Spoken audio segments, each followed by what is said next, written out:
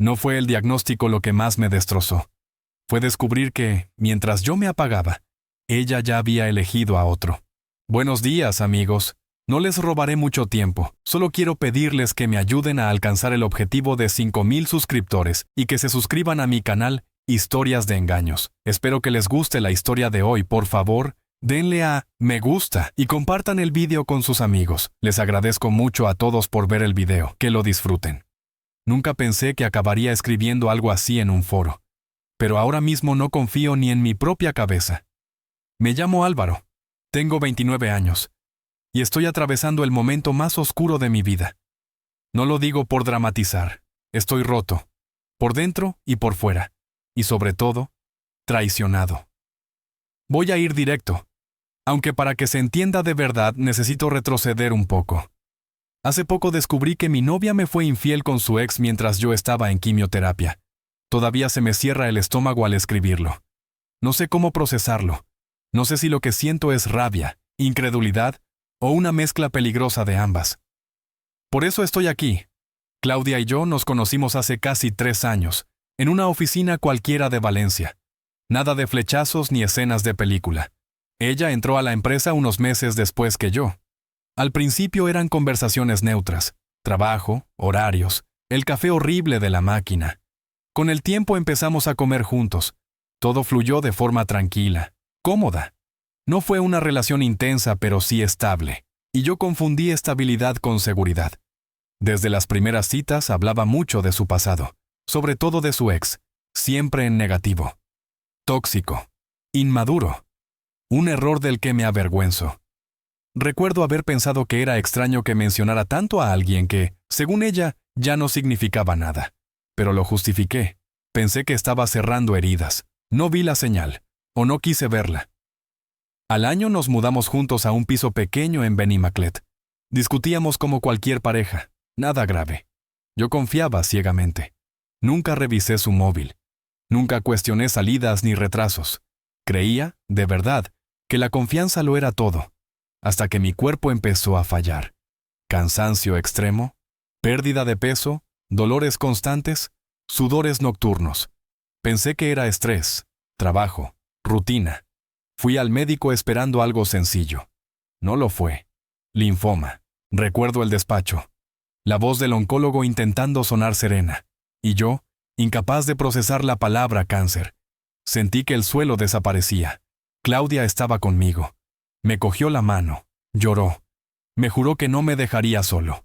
En ese momento, lo confieso, me aferré a ella como a un salvavidas. Tenía seguro médico por el trabajo. No lo cubría todo, pero ayudaba.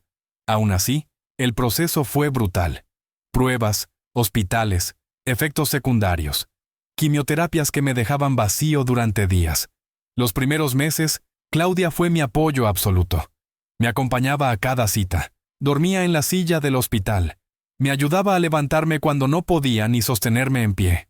Cocinaba, ordenaba. Me repetía que todo saldría bien. Yo estaba vulnerable, dependiente, confiaba plenamente. En mi mente, ella era lo único estable en medio del caos. Pero la quimioterapia no solo te destruye el cuerpo, te quita la identidad.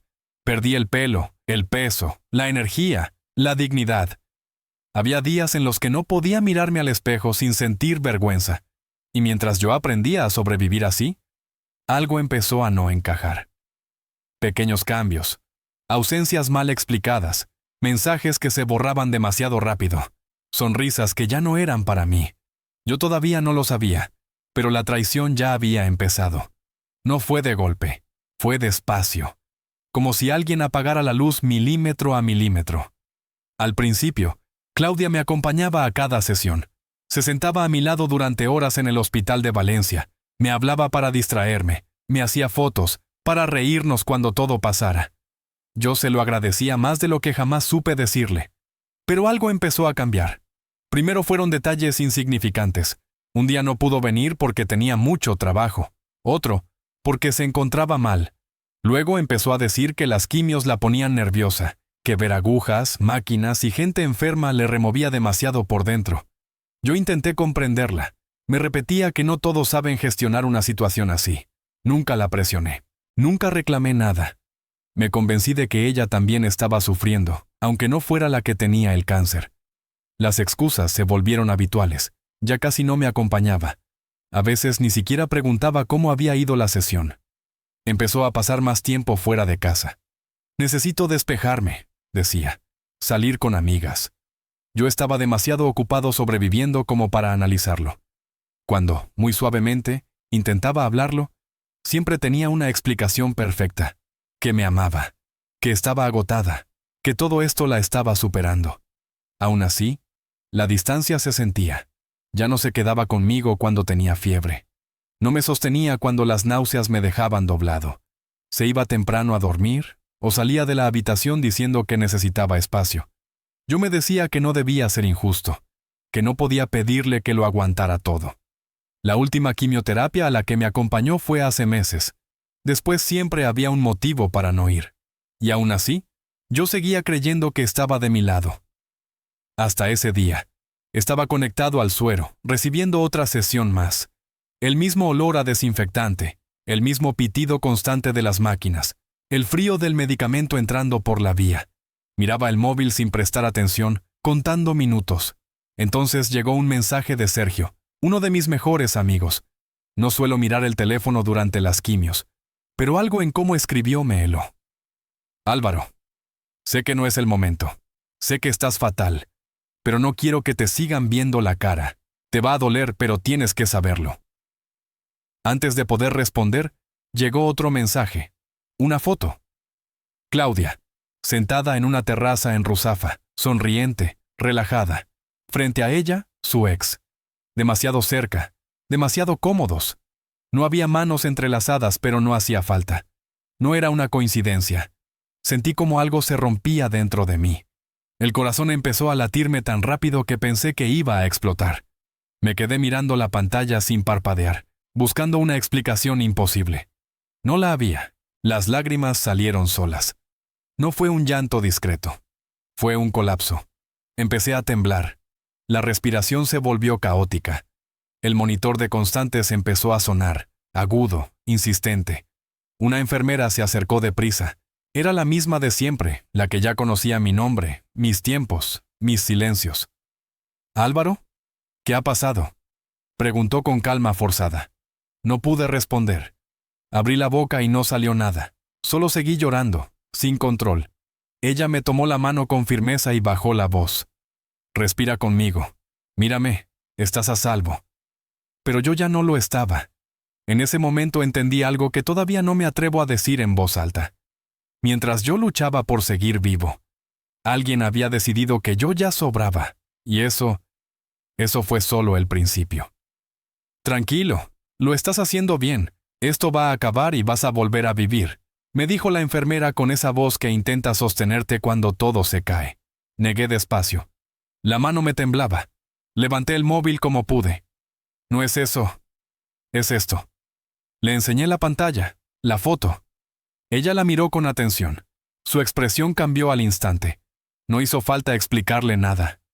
«Es Claudia», murmuró. No dijo más. Simplemente me rodeó con los brazos y me dejó llorar. No justificó, no minimizó, no buscó excusas. Solo estuvo ahí, y yo me rompí del todo. Entre sollozos dije algo que llevaba días creciendo dentro de mí, algo oscuro, venenoso. Todo es culpa de esta maldita enfermedad. Claro, ¿quién querría estar con alguien como yo?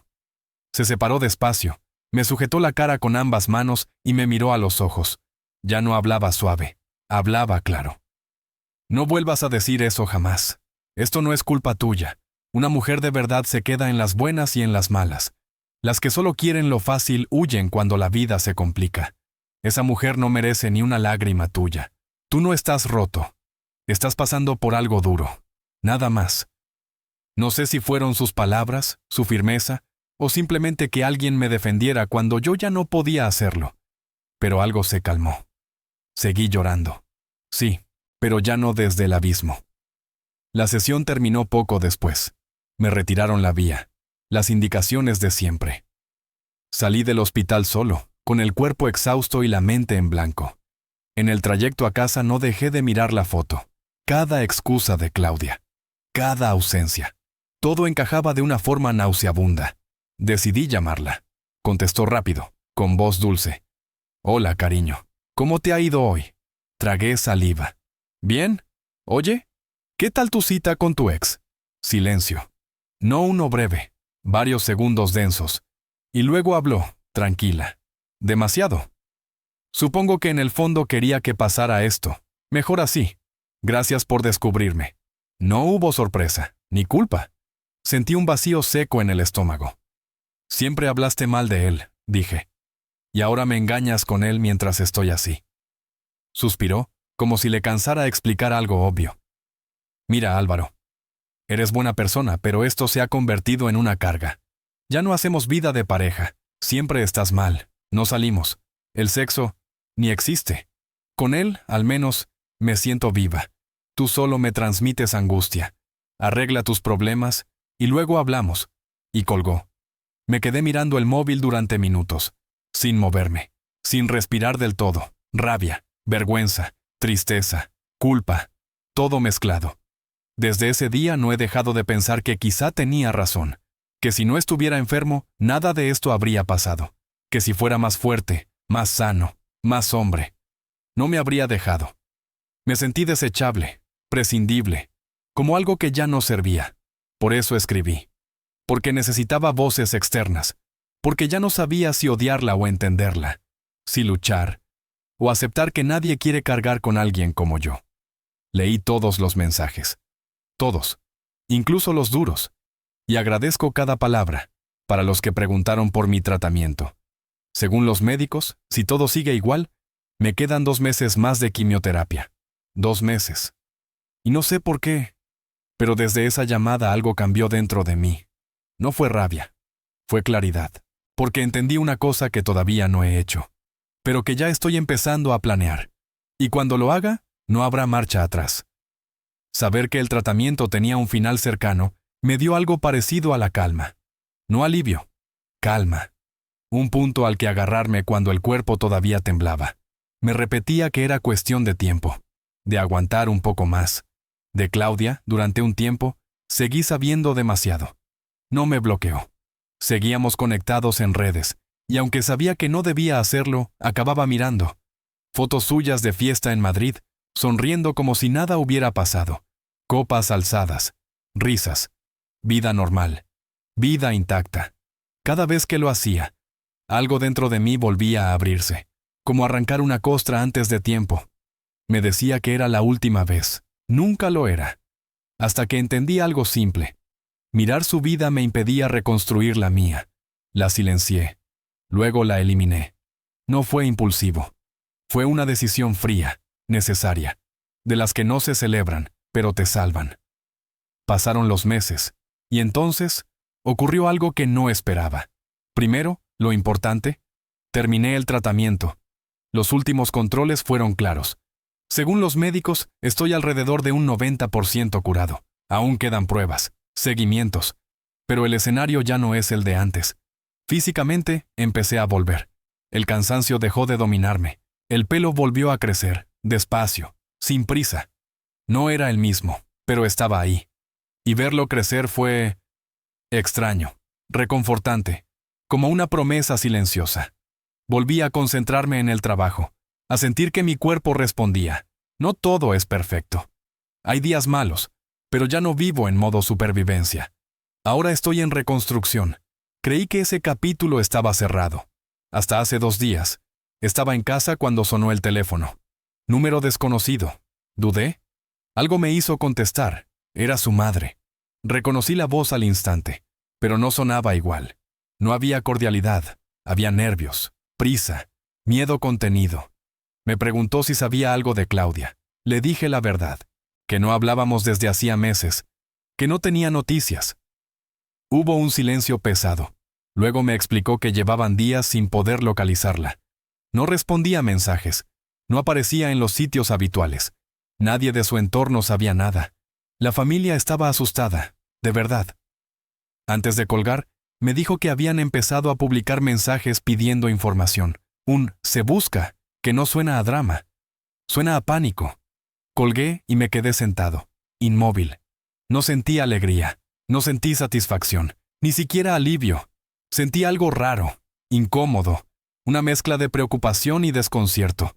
No le deseo el mal, nunca lo hice, a pesar de todo. Una parte de mí pensó que quizá era una exageración, que tal vez se había aislado por decisión propia. Pero hay algo en la voz de una madre cuando llama así. No se puede fingir. Desde esa llamada, su nombre volvió a mi cabeza. Y eso me enfadó conmigo mismo. Porque yo ya había avanzado. O eso creía. No la busqué. No llamé. No pregunté. Y ahí entendí algo importante. Durante meses me sentí desechable. Como si la enfermedad me hubiera quitado valor. Como si yo fuera la carga. El problema. Pero la vida, a veces, no necesita que te vengues. Solo necesita que te apartes. Yo sobreviví. Me levanté, seguí. Ella eligió huir cuando la realidad dejó de ser cómoda. Y ahora, el silencio la rodea. No sé qué ha pasado con Claudia. Y por primera vez, no necesito saberlo. Porque al final, no fue el karma quien la destruyó. Fue su propia forma de vivir.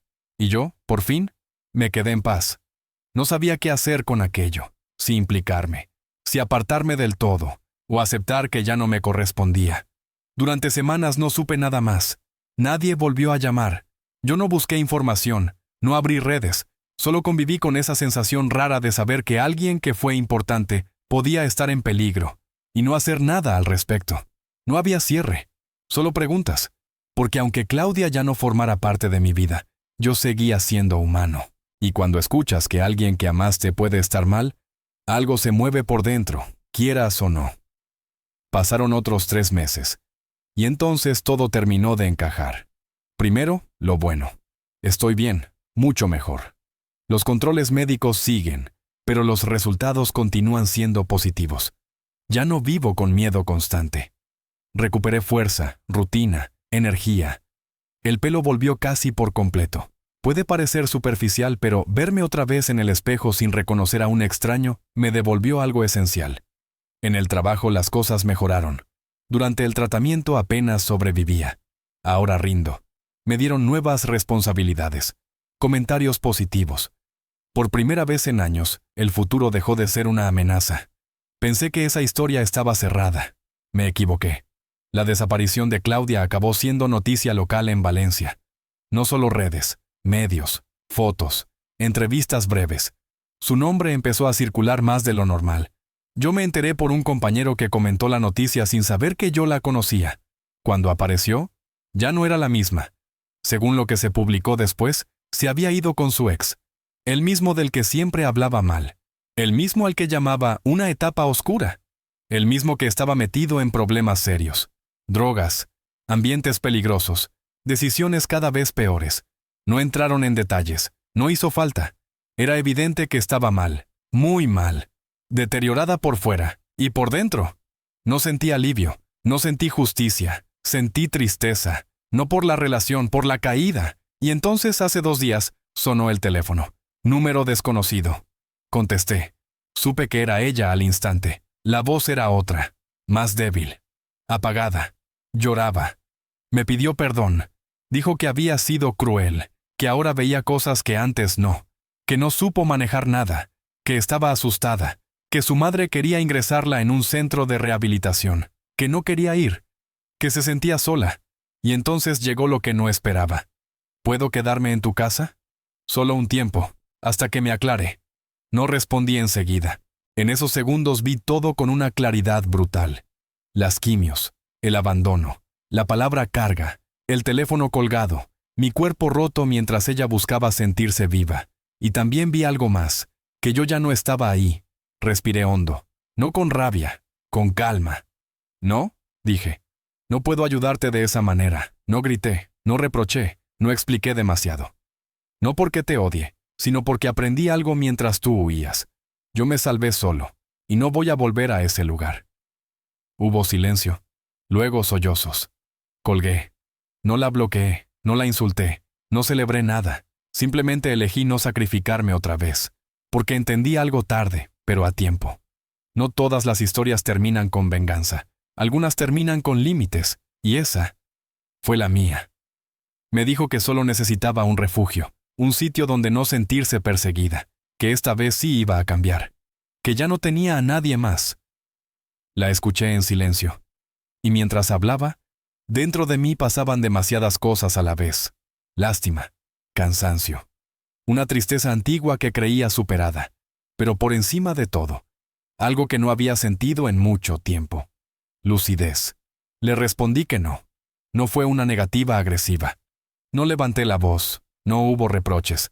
Fue un no, tranquilo, inamovible. Le expliqué que sabía lo mal que estaba, que había leído lo suficiente como para entender que su situación era grave, que esconderse en mi casa no iba a sacarla de ese agujero, que lo que necesitaba no era protección emocional, sino ayuda profesional, y que yo, después de todo lo vivido, no podía convertirme otra vez en el salvavidas de alguien que se estaba hundiendo. Su tono cambió. Empezó a llorar de verdad, a suplicar. Decía que tenía miedo, que no quería sentirse encerrada, que solo pedía un poco de tiempo, nada más. Respiré hondo, y no cedí. Le repetí que ingresar en un centro no la hacía débil, que su madre no era una enemiga, sino la única persona que estaba intentando salvarla de verdad, que negarse a recibir ayuda no era valentía, era seguir huyendo. La llamada se cortó de repente. No sé si colgó, no sé si se quedó sin señal, no volvió a llamarme. Ese mismo día, horas más tarde, sonó otra vez el teléfono. Era su madre. Me habló sin rodeos. Me contó cómo la habían encontrado. El estado físico, el desgaste emocional, el miedo constante de perderla. Me dijo que, antes de ingresar, su hija había pedido una sola cosa: poder hablar conmigo para disculparse, que esa conversación significaba algo importante para ella. Luego se quebró. Me confesó que le dolía ver en qué se había convertido su hija, que le dolía aún más saber que había dejado atrás a alguien que sí la quiso, por alguien que la arrastró al fondo.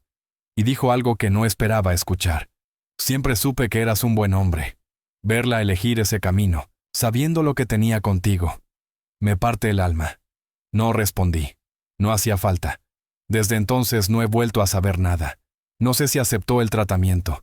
No sé si sigue luchando contra todo. Y por primera vez, entiendo que esa información ya no me pertenece. Durante mucho tiempo me culpé.